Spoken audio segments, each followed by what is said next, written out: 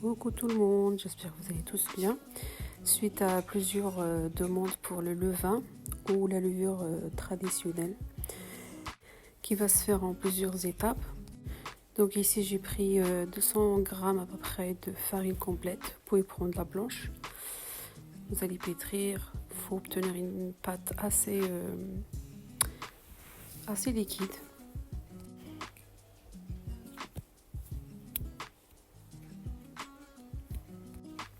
Ici, je viens ajouter 2 dattes pour mettre de la figue sèche ou par exemple en été, on n'a besoin de rien en fait. Le fait qu'il fait chaud, on n'a pas besoin de rajouter tout ça. Donc 24 heures plus tard, vous retirez les dattes et vous nourrissez les bactéries en leur ajoutant un petit peu de farine. Pétrir légèrement. On refait la même opération de la veille en fait. On va mettre tout ça dans un endroit chaud parce qu'en ce moment, malgré que c'est le mois d'avril, il fait toujours froid. Donc là, moi, je l'ai mis à côté de mon poêle. Là, ça fait 48 heures. Vous voyez bien que le levain, il s'est bien développé. Donc là, j'ai pris à peu près 700 grammes de farine.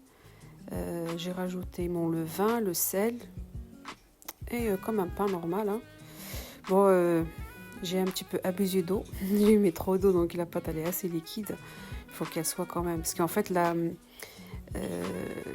les farines complètes n'absorbent pas autant que la farine raffinée en fait.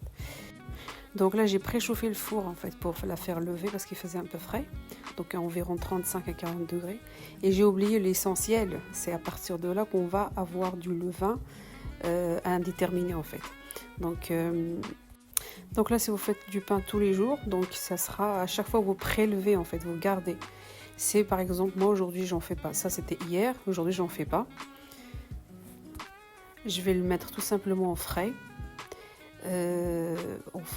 Pendant 3 à 4 jours à peu près. Sinon on peut congeler aussi.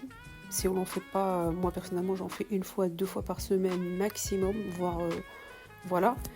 Et une fois vous en avez besoin, la veille, vous sortez votre levain, que ce soit du congèle ou du réfrigérateur.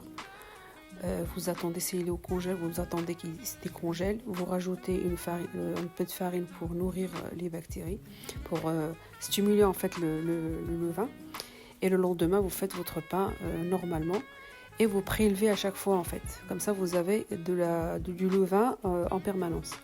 Après, les bienfaits...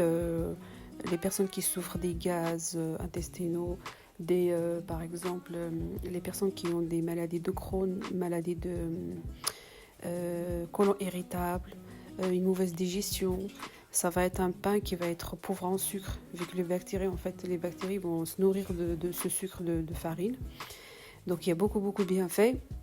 Par contre, il y a un hic dans l'histoire, c'est que si vous voulez vraiment avoir tous ces bienfaits-là, il faut vraiment arrêter la levure boulangère, mais complètement. Ça veut dire que voilà, tout ce qui est industriel, tout ce qui va être amené à être fait avec cette levure-là, il faut arrêter. Parce qu'en fait, ça va annuler les bienfaits du levain. Voilà, j'espère que la vidéo vous aura plu. Et n'hésitez pas à m'encourager. Et comme ça, ça m'encouragera à faire d'autres vidéos. Je vous dis à très bientôt.